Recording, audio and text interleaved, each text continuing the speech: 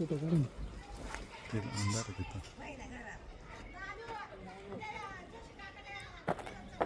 कसं करणार?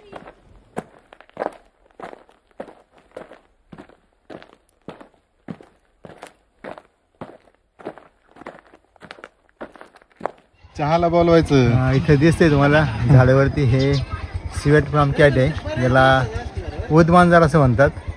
आणि समोर तुम्हाला इथे दिसतंय की झाडांवरती आणि निशाचर हा प्राणी आहे. झाडांवरती याचं प्रामुख्याने वास्तव्य असतं आणि हा मांसाहारी प्राणी आहे. तर एकाच्या बंगल्याच्या आवारामध्ये होता हा, आणि या ठिकाणी तुम्हाला दिसतंय की आता त्याला रेस्क्यू करण्याचा आपण प्रयत्न केला, परंतु तो काय हाती लागला नाही. झाडावर जाऊन बसला आणि रात्रीच्या वेळेस घुशी, उंदीर, छोटे पक्षी हे त्याचं प्रामुख्याने खाद्य आहे. आणि लोकांना असं वाटतं की हा प्रेत उकरून खातो वगैरे, असं काही नाही, अंधश्रद्धा आहे. हा एक प्राणी आहे आणि जेवढं त्याचं शरीर आहे तेवढीच त्याची शेपटी असते. आणि या ठिकाणी तुम्हाला दिसतंय की छानपैकी या ठिकाणी तो बसलेला आहे. तर याला आपण असंच नैसर्गिक वातावरणामध्ये राहू द्यात, याला पकडायची काही गरज नाही. तो झाडावरती राहील आणि जशी संध्याकाळ होईल तसं तो आलेमार्गे त्याच्या निघून जाईल.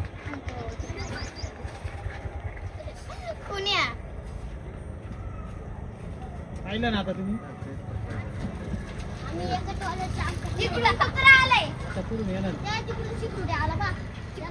इथे दिसते तुम्हाला जेवढे उदमांजराचं शरीर असतं तेवढीच त्याची शेपटी असते.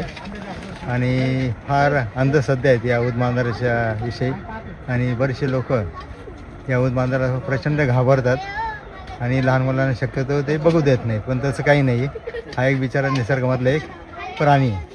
त्याचे कान तुम्हाला दिसत आहेत, डोळे दिसत आहेत, आणि त्याचे जबडे आतमध्ये तोंडात त्याचे जे सुळे आहेत ते किती मोठे आहेत ते आपल्याला या ठिकाणी स्पष्टपणे दिसत आहे.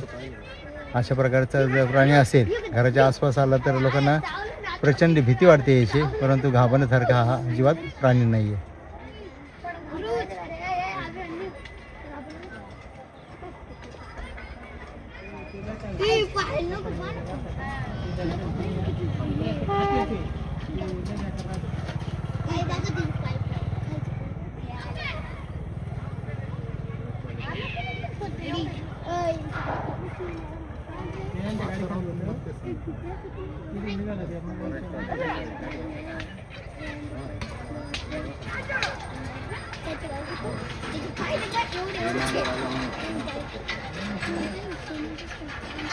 इथे सुळे तुम्हाला दिसत आहेत या ठिकाणी, आणि जे सुळे खूप मोठे असतात आणि या सुळ्यांचा वापर करूनच हे जे उदमांजर आहेत आपली शिकार करत असतात.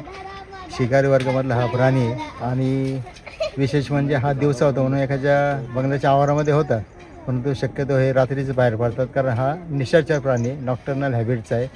त्याचे कान बघा तुम्ही, एकदम छोटेसे कान आहेत, डोळे आहेत या ठिकाणी, आणि सुळे पुन्हा इथं दिसत आहे तुम्हाला. तर अतिशय गुजराने दिसणार हा प्राणी आहे, परंतु केवळ गैरसमजुतीमुळे हे प्राणी आता दिवसेंदिवस नष्ट होण्याच्या मार्गावरती.